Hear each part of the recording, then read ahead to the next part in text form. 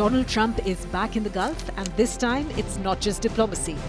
It's about money, microchips, missiles, and maybe even a brand new Air Force One. 3 countries, 3 agendas, and Trump in the middle of it all.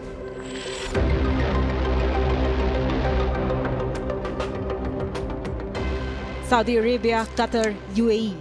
3 of the world's richest nations are rolling out the red carpet for Donald Trump. Not for nostalgia, but because they want something.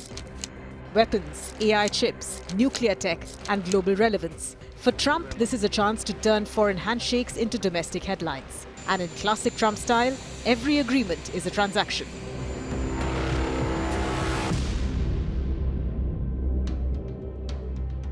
Top of the Saudi wish list is a formal US security pact and a green light for its civilian nuclear program. But Riyadh wants to enrich uranium on its own soil. That's where the US and Israel hit pause. Saudi has promised $600 billion in US investments, with more on the table if Trump agrees. But there's a disconnect. Trump wants oil prices down for American voters.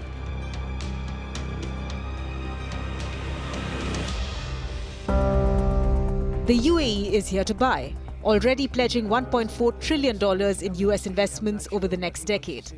Their goal is to become a global AI superpower by 2031. But without US semiconductors, they can't get there. Trump just scrapped Biden's AI chip export restrictions, giving the UAE exactly what it wanted. G42, their crown jewel in tech, has dumped Chinese partners and aligned with Microsoft. In Abu Dhabi's view, it is national survival, and they are willing to pay whatever it takes.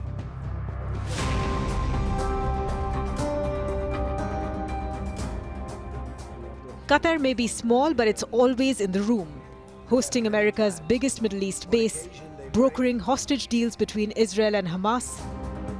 Eden Alexander, an American-Israeli soldier, is now free. Qatar helped mediate the release. Trump called it monumental and made sure to post it himself. Qatar is also pushing for US sanctions to be lifted on Syria. They are buying goodwill with each negotiation. Then there's the plane. Qatar is gifting Trump a $400 million Boeing 747-8 to use as Air Force One. Trump says it's transparent. Democrats call it a flying conflict of interest. But controversy hasn't stopped him before. And in his own words, why pay top dollar when you can get it for free?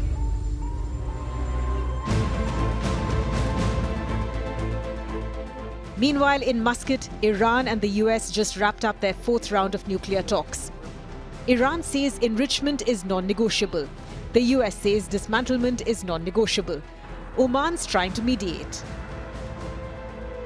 Trump's team wants a breakthrough, but red lines remain, and the region knows that diplomacy isn't guaranteed.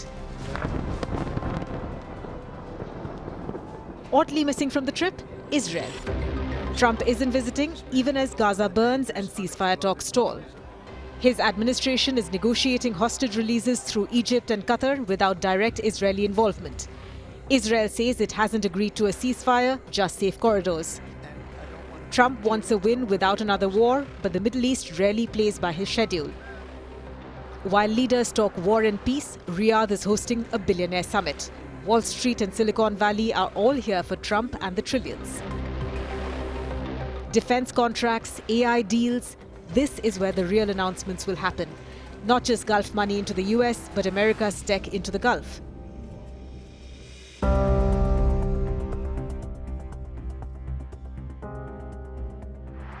Trump's visit is less about foreign policy and more about economic statecraft. It's about cash, chips, and contracts.